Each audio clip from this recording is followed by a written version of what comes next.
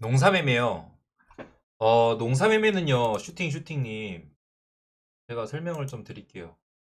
자, 농사매매는, 농사매매 첫 번째 기준은 분산투자예요. 분산투자가 기준이 돼야 됩니다. 분산투자. 분산투자를 기점으로 해야 되고, 한 20개에서 30종목 위주로 매매를 좀 하시는 게 좋습니다. 그쵸? 그리고 이 분산투자를 했던 종목을 갖다가, 분산을 해가지고 들어가는 종목마다의 금액이 있죠. 투자 금액이 똑같아야 된다. 농사매매의 가장 기본적인 두 가지 요소예요.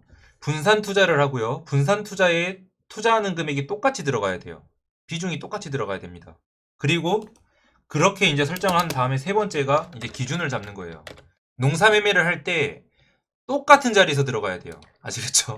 똑같은 게 참 많죠. 똑같은 기준을 잡고 비슷한 자리에서 매매한다.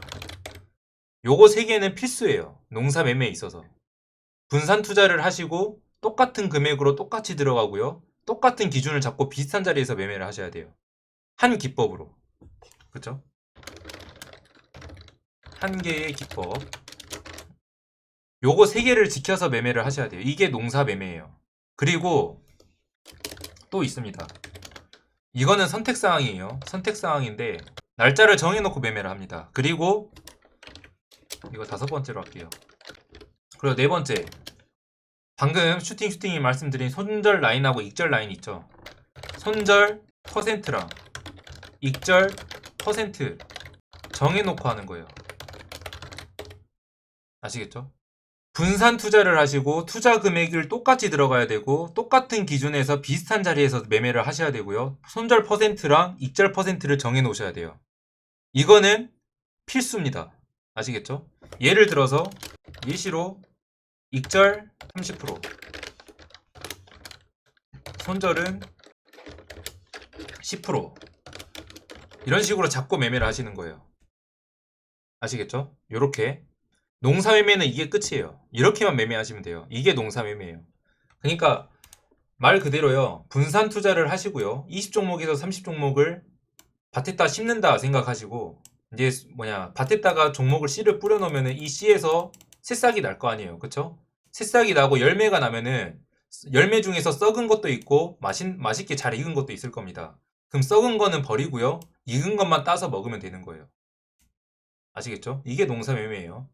그럼 이 20개에서 30개 종목 중에서 이렇게 이제 뿌려놓겠죠. 이렇게 뿌려놓은 종목들 중에서 한 종목이 30% 달성을 했어요. 30% 달성하면은 떨어지고 있는 종목들 있죠. 마이너스 손절 라인 밑으로 떨어지고 있는 종목들을 잘라 먹으면 됩니다. 올라가는 거 종목 대비 잘라 먹어도 되고요. 만약에 내가 손절을 잘한다 하시면은 손절 나오는 거 그냥 잘라내고 그 다른 종목 따로 들어가시면 되고 이제 그렇게 대응하셔도 되고 만약에 내가 손절이 안 된다. 내가 손절 대응이 잘 안 된다 하시면은 익절이 나올 때까지 기다리시면 돼요. 익절이 나왔을 때 익절한 거 대비 제일 저점까지 떨어지고 있는 거 혹은 내가 마이너스 치고 있는 종목들 중에서 내 마음에 안 드는 종목들이 있을 거 아니에요. 그런 종목들을 같이 잘라내시면 돼요.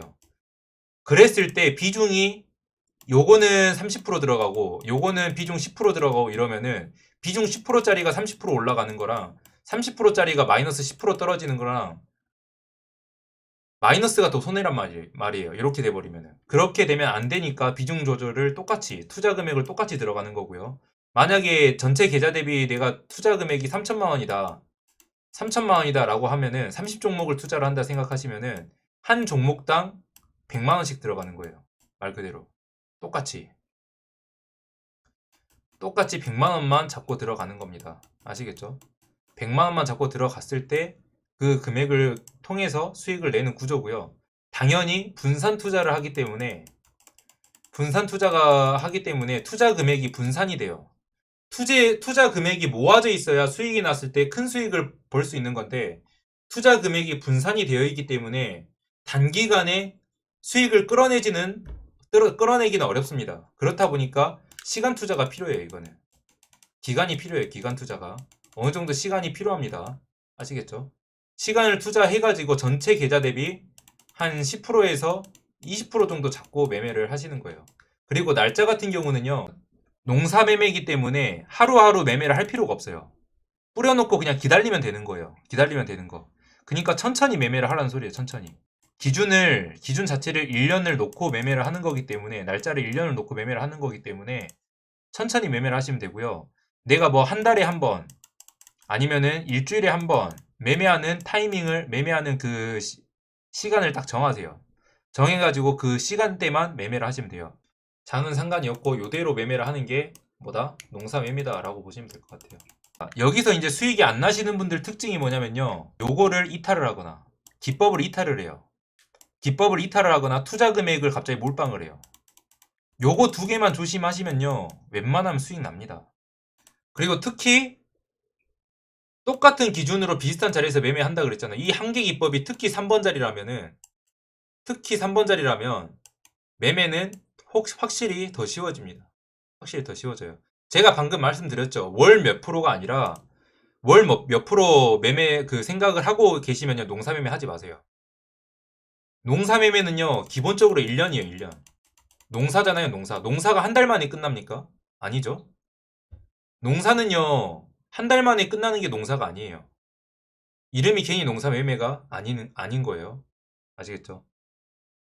한 달 단기 스윙으로 수익을 내실 분들은요. 비중 조절도 다시 잡아야 되고, 투자 금액도 다시 잡아야 되고, 이거 다 다시 잡아야 되는 거예요. 요 기준은 농사예요, 농사. 최소 6개월에서 1년은 놓고, 전체 금액 대비 이제 은행 이자보다 훨씬 더 이제 많은 수익을 내기 위해서 이렇게 이제 매매를 한다라고 생각하시면 쉬울 것 같고요. 대신에 이 기준을 절대 이탈해서는 안 돼요. 절대 이탈해서는 안 됩니다. 그리고 요거 손절 퍼센트랑 익절 퍼센트 같은 경우는 이거는 이제 선택 사항이에요. 이것도 이제 뭐가 선택 사항이냐? 이제 이거는 정해 놓은데 내가 손절을 할 것인가 아니면 짝짓기 매매를 할 것인가?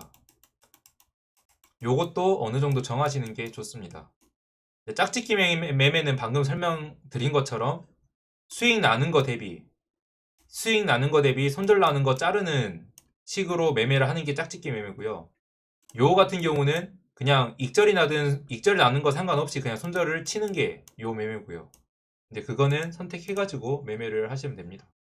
그쵸? 연별로 1년 놓고 봤을 때 최종 수익을 놓고 보는 거예요. 최종 수익. 농사 매매는 다른 거 필요 없습니다.